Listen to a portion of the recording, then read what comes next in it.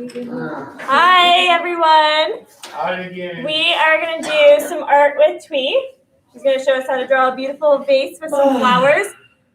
Today's live stream is going to be a little bit shorter than normal because we're a little bit short-staffed today. So we have Twee doing some drawing, and then Miss Grace is going to come and read some of our book about, what was it, a trumpet swan? The Trumpet of the Swan. The Trumpet of the Swan.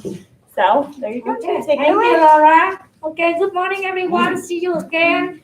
So, Happy New Year. Today is the first week of 2022, right? So I hope everybody have a good holiday last week, okay? And because New Year is, so today we just talking about the flower. We will draw the flower today. You know, wherever you go, especially when the springtime is coming up, right? You will see a lot of flower, and flower make everybody happy, right? And we like to decorate. We like to have a sunflower in your house or in the office, wherever. If you put some flower in there, that place look brighter, happier, right? So today I will show you how to draw a vase with the flower inside there. Okay, just a simple thing. Okay, so everybody ready? You have your paper and your pencil, right? Right. Okay, so we start with the vase here. So with the vase, we have a different kind. Some is a tall and that, some is a big, some square, some round shape, right? Different shape for the base of the flower, okay? And today we just draw the simple thing right here. So I hope you can see that. Let me make that closer. Right here, so hopefully you can see that, okay? Oh, yeah, you go. Okay, so with the way we just draw the simple shape right here, start with and the way always sit on something like the table, the chair, or something, right? So we just have a line right here, like the table right there, okay? So just one line between the table and the space up here. And okay, so now we will have a circle here around this side, just a circle. Okay. And let's see, two straight line up here. Okay.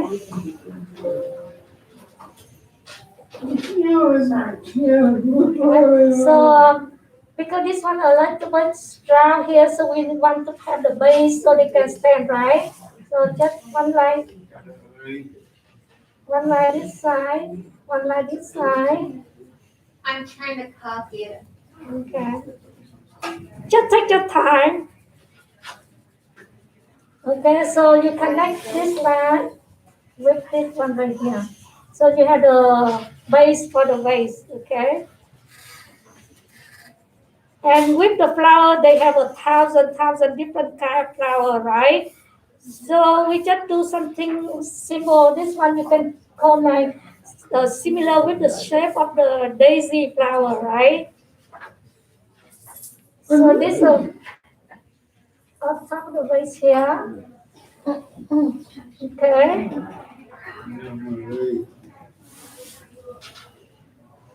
So now you have the vase, okay? And now we start to draw flowers. So just simple, just one line, two line, and you don't need to do that the same level. It's some is taller, some is shorter, okay? And you can have some different shape like that. One is just right here.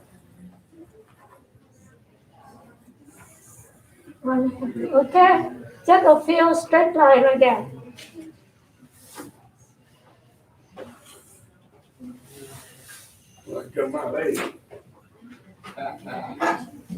Okay, so now we will start to draw the flower. Some flower is open already, some is still closed like this. Okay, so let's see, just some circle here. Circle right here.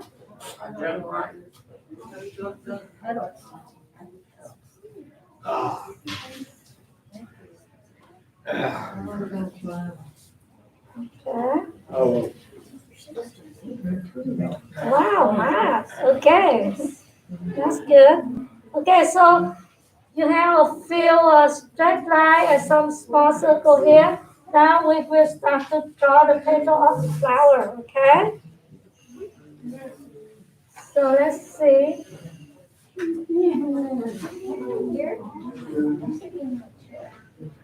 Okay. And we just draw.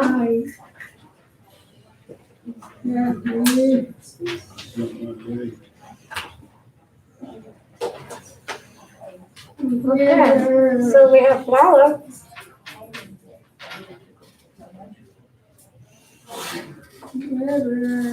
Okay.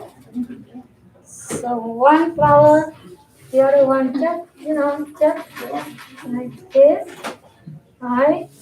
And just,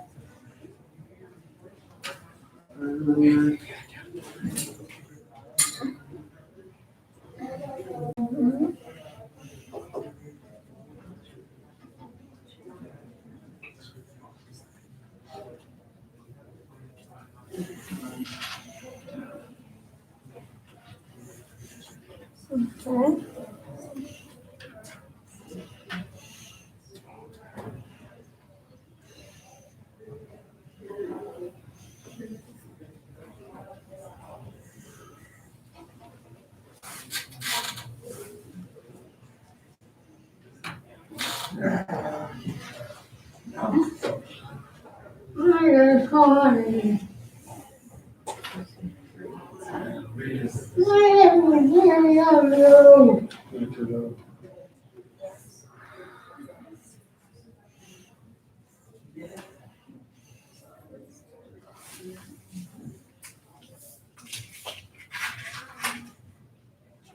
Okay, so we have three flowers already, right?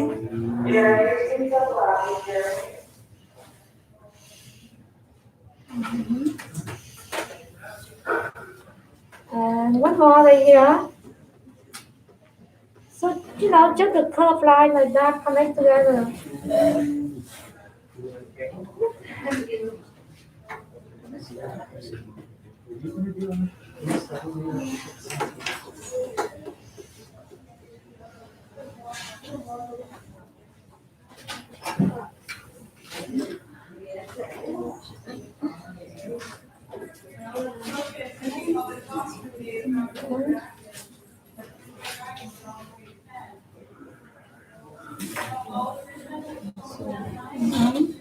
Okay, so now we just draw some small thing right here. They're not open yet, so we just circle like that.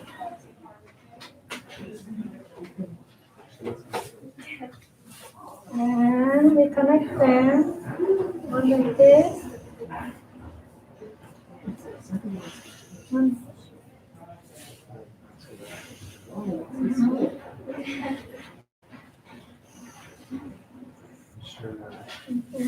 And you see, flowers usually have a leaf, right? They have frame, they have leaf. So after we draw the flower, we can add some leaf in here. And the leaf, just like the triangle, just one like this. And you can connect them together, one on the side, one right here. So you have the leaf, okay? So you can just add wherever you want, okay?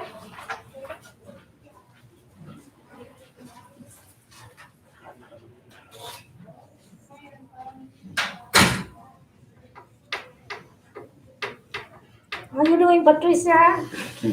good. Good, okay. You will show your friend your artwork, but not now. We almost finished here. So we just need to add some leaf in here, right? Right. Here and there.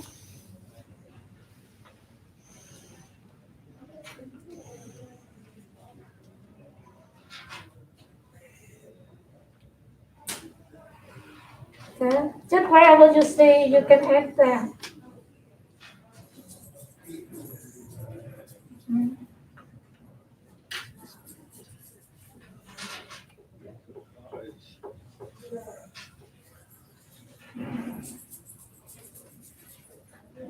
One more leaf in here.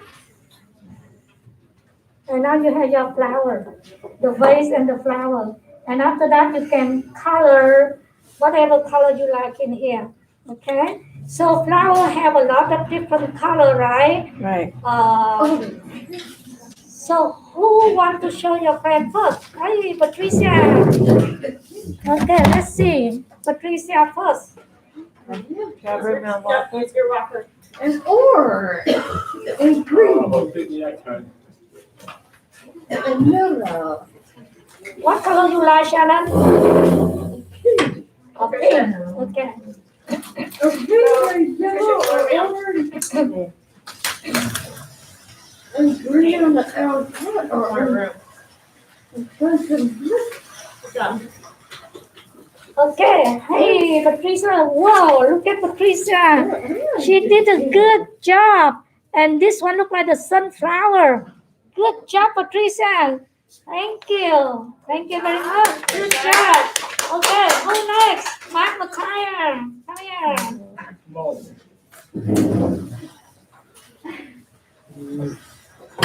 Ooh, sorry. And you can color that after you draw. Okay, let's see, Mark McCire. Wow, look at him. Mark McCire. Good job, Mark. Very good. Okay, Mark Naira, are you done? Okay, Mark Naira first. Can I come? After Mark Naira, okay? Okay, let's see, Mark. Let's see, Mark Naira. Good job, Mark. Thank you. Okay. Yeah. Same shoes, huh? Twinsies. Okay. Okay, Tegan, your turn. All right. The color. Oh, that looks so good, Tegan. Let's see. Whoa, look at that.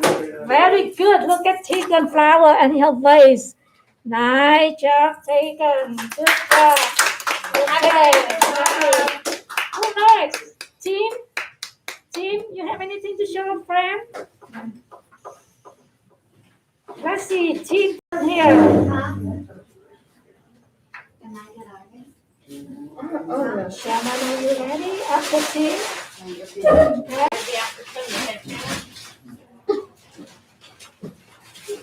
Okay, let's see. Let's see, team. You want to show your friend, team? Let's see. Wow, let's get started. Okay, team, show your friend. Go up here. Okay, good job, team. Thank you. Okay, who? Shannon? Shannon, Shannon? come show the camera your picture.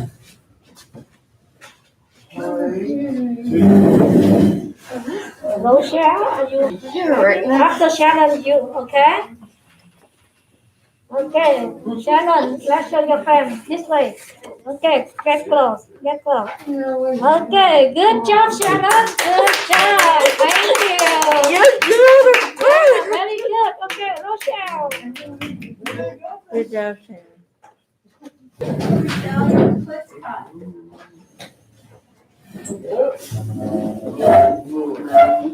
Okay, let's see, Rochelle. Oh, so cute. Look at that. Let's go here. Thank you, Rochelle. Good job. Vicky. Yeah, I feel. Take your time.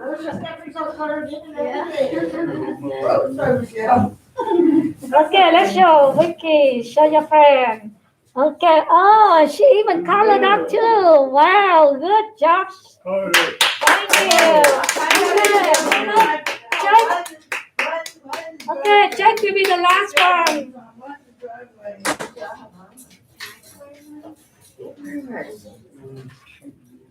Okay, Jack, you want to show your friend your flower? Okay, get both, Jack. Come here, come here. Okay. Yeah, Jack Flower. Good job. Thank you, Jack. Good job. Okay.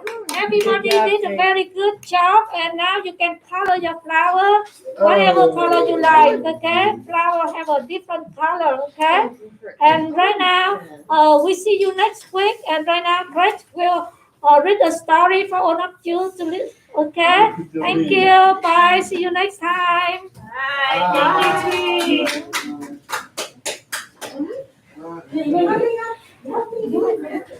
Thank you, Tweet.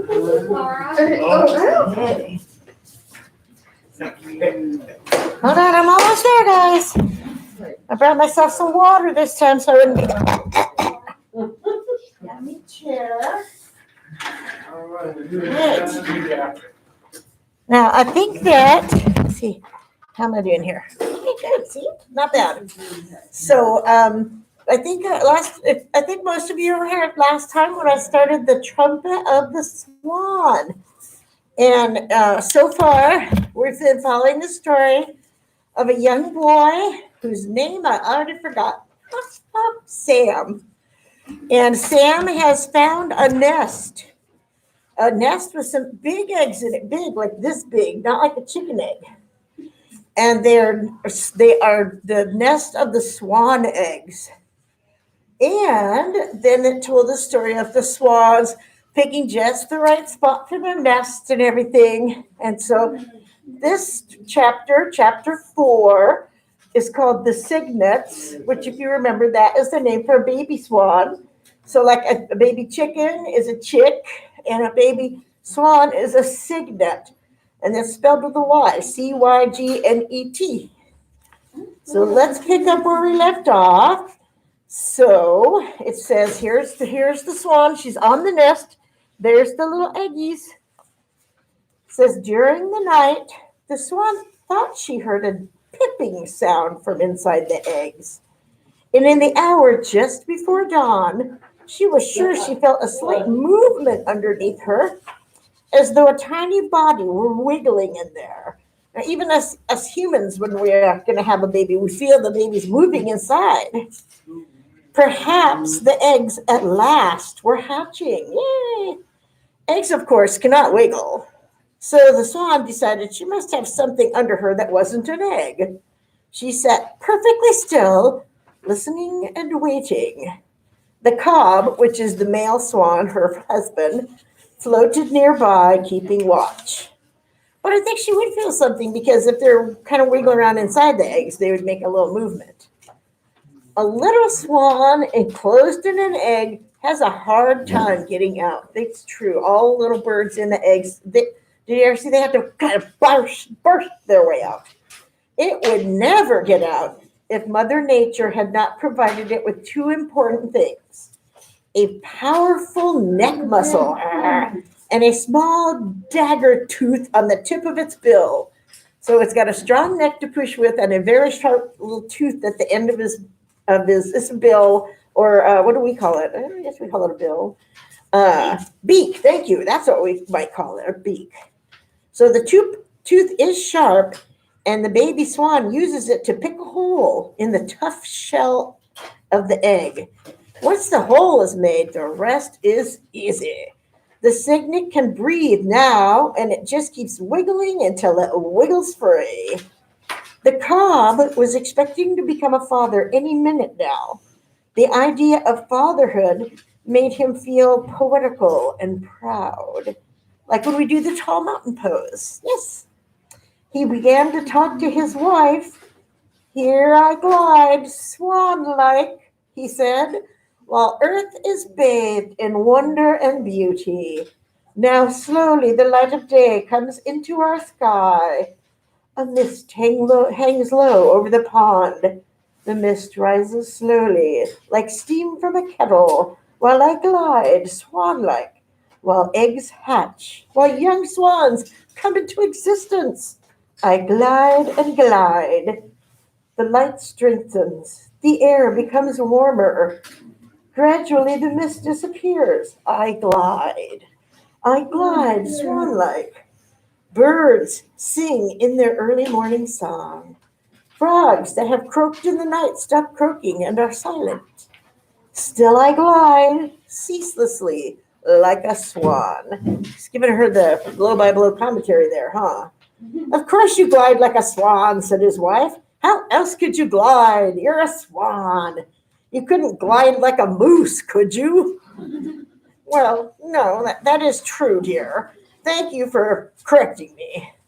The cob felt a little embarrassed by his wife's common sense. It's a very sensible remark, but he was feeling all poetical, so he enjoyed speaking in fancy phrases and graceful language, and he liked to think of himself as gliding swan-like.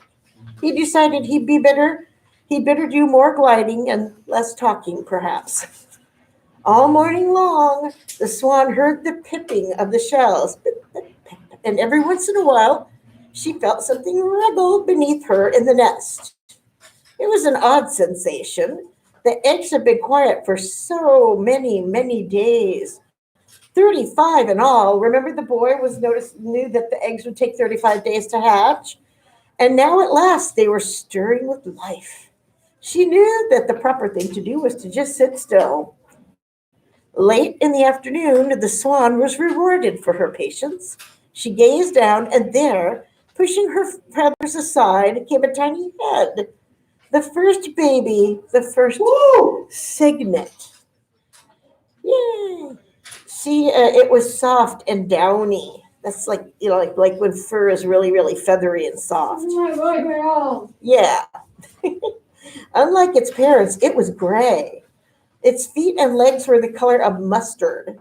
Its eyes were bright, and on unsteady legs, it pushed its way up until it stood beside its mother, looking around the world it was seeing for the first time. Its mother spoke softly to it, and he was glad to hear her voice. It was glad to breathe the air after being cooped up so long in the egg. The cob, who had been watching intently all day, saw the little head appear, and his heart leapt with joy. A cygnet, he cried, a cygnet at last. I am a father, with all the pleasant duties and awesome responsibilities of fatherhood.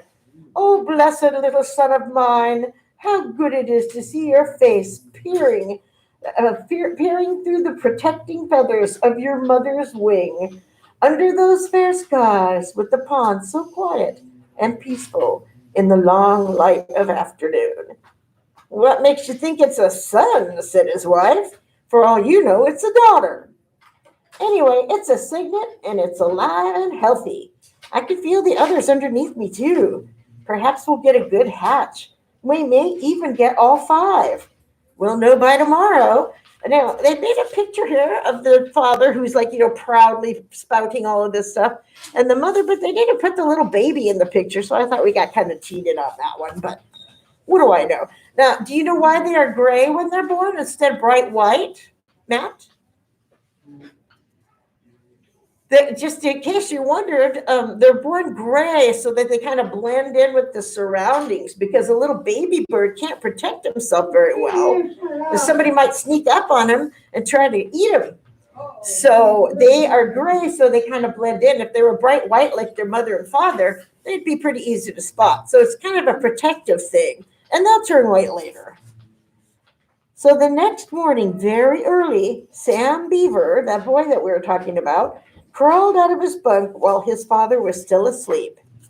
Sam dressed and lit a fire in the stove.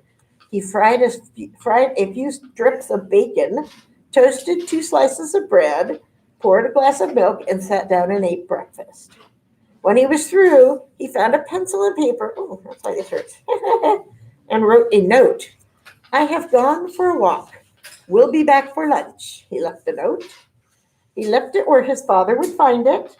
Then he took his field glasses, which are binoculars, so that you can see far away, and his compass, fastening his hunting knife to his belt, and set out through the woods and over the swamp to the pond where the swans lived.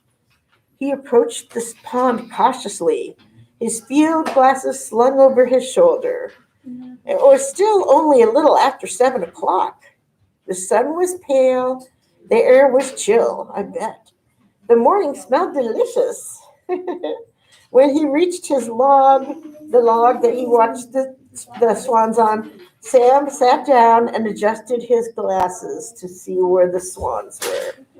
Seen through the glasses, the nesting swan appeared to be only a few feet away. It seemed very close with those binoculars. She was sitting very close, not moving. The cob was nearby, and both birds were listening and waiting.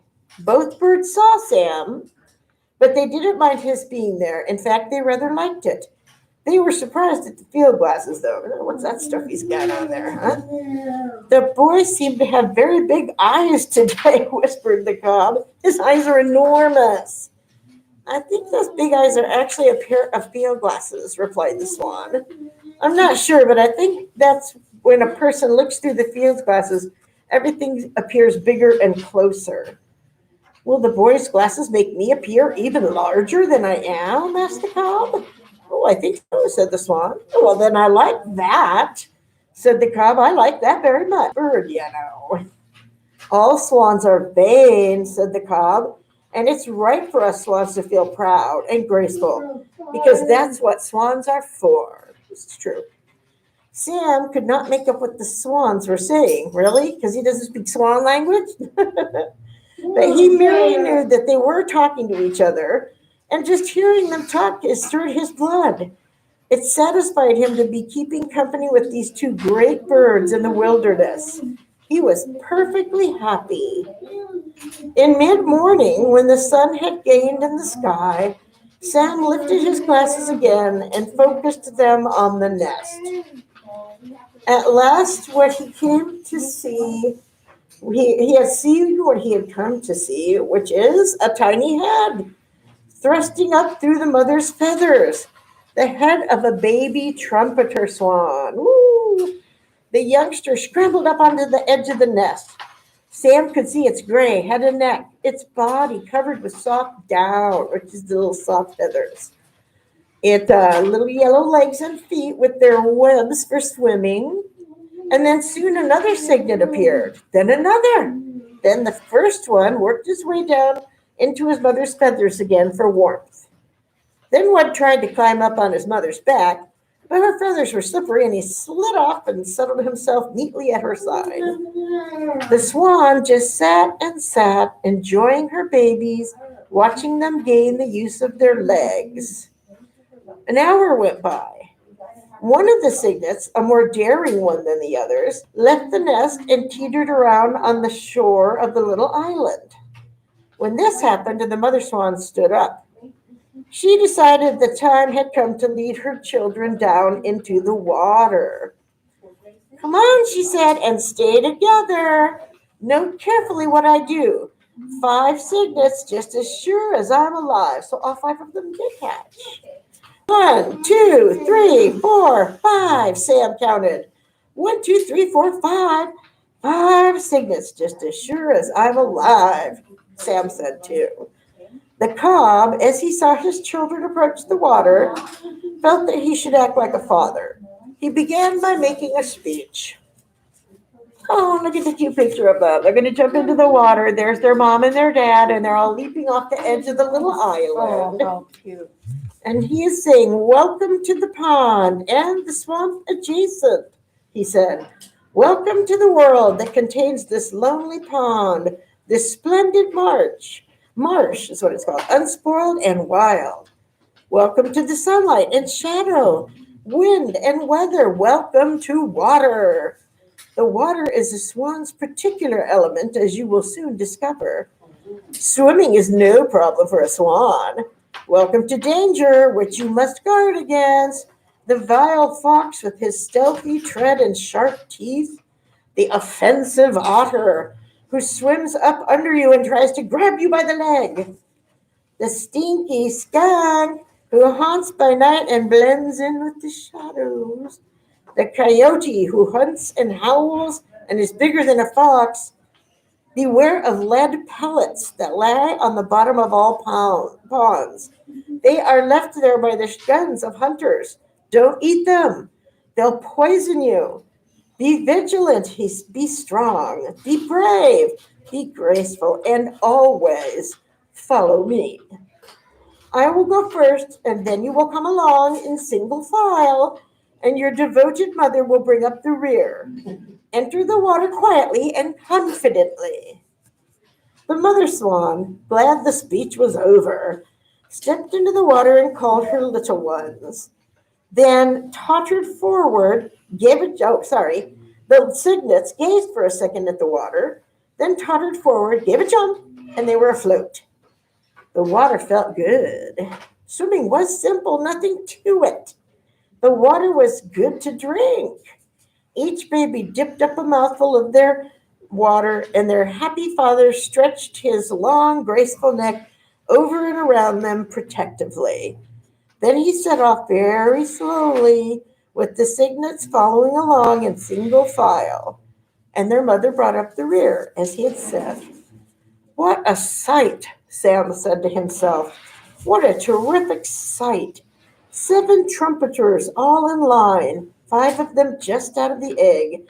This is my lucky day. He hardly noticed how stiff he had become from sitting so long on the log. Oh, like when I get up and go, my legs don't work. Like all fathers, the cob wanted to show off his children to somebody. So he led the cygnets to where Sam was. Ooh, what a treat for him. They all stepped out of the water and stood in front of the boy, all but the mother swan. She stayed behind. Oh, there he is. He's got a little swans all came to say hi to him. Cool. And what did the father swan say? Hoo-hoo! Hoo-hoo! Hello, said Sam, who hadn't expected anything like this and hardly dared to breathe. The first cygnet looked at Sam and said, beep. The second cygnet looked at Sam and said, beep. The third cygnet greeted Sam the same way, so did the fourth. The fifth cygnet, however, was different. He opened his mouth, but didn't say anything. He made an effort to say beep, but no sound came. So instead, he stuck his little neck out, took hold of one of Sam's shoelaces, and gave it a pull. Wow, that's cool. He tugged at the lace for a moment. It came untied, and then he let it go. It was like a greeting. Sam grinned. The cob now looked worried. This is like getting a little too personal, right? He ran his long white neck between the cygnets and the boy and guided the babies back to the water and to their mother. Follow me, said the cob, and he led them off, full of grace and bursting with pride. When the mother thought that her young ones had enough swimming and that it might be getting chilly, she stepped out onto a sandy shore and then squatted down and called them. They quickly followed her out of the pond and burrowed down under her feathers to get warm. In a moment, they were all hidden. At noon, Sam got up and walked back to camp, his mind full of what he had seen. The next day, he and his father heard Shorty's motor in the sky and saw the plane approaching. So they got to their little camping spot in a plane, and so now it's coming to pick them back up. They grabbed their duffel bags. Goodbye, camp. See you in the fall, said Mr. Beaver as he shut the door and gave it a pat. Then he and Sam climbed into the plane and were soon aloft on their way home to Montana. Mr. Beaver did not know that his son had seen a trumpeter swan bring her young ones. Sam kept the matter to himself. If I live to be 100 years old, thought Sam, I'll never forget what it feels like to have my shoelace pulled by a baby swan. Sam and his father were arriving home at the ranch. And late as it was, Sam got his diary before he turned in for the night and wrote, there are 5 cygnets. They are sort of a dirty brownish gray color, but very cute. Their legs are yellow like mustard. The old cob led them right up to me. I wasn't expecting this, but I kept very still. 4 of the babies said beep. The fifth one tried to, but he couldn't. He took hold of my shoelace as though it was a worm and gave it a tug and untied it. I wonder what I'm going to be when I grow up. He switched off the light, pulled the sheet up over his head, and fell asleep, wondering what he was going to be when he grew up. Well, here is a little bed. So they've got a dog used to sleep on the rug by the bed. The dogs like to sleep near you or on top of you sometimes. Oh, how cute. So that is the birth of the little cygnets. So we're even a little more because I don't have a watch. Sorry. Keep going. I don't have a watch. Sorry. Okay, so that is the chapter about the cygnets being born, and they surely gave a nice little welcome and show to the young boy Sam. So he's very excited. And the next chapter is titled Lewis. So I don't know what that's supposed to be about, but we'll find out the next time I have time to read to you on the live stream. So I hope you're liking the Trumpeter Swan. Certainly wish I could see some beautiful swans. Do they have them at the Miles Square Park, do you think? I think they do. They might. They have definitely lots of ducks there. I've So seen some white, big white. these might be geese, but swans are definitely very elegant and beautiful. Yeah, then they're probably decent. I These think. ones are mean. Oh They, like, dear. pulse at you and Oh dear. Yeah, well, let's not play with those. Yeah. I know if you go to the park, sometimes we're really not supposed to feed the animals, but since people do, there comes times they get mean about it. They're like, "Well, you didn't bring me food. What are you doing here? Get out!" So sometimes they act that way. So, well, anyway, next time we'll read some more and find out what's happening with these little swans and the one that could not go beep.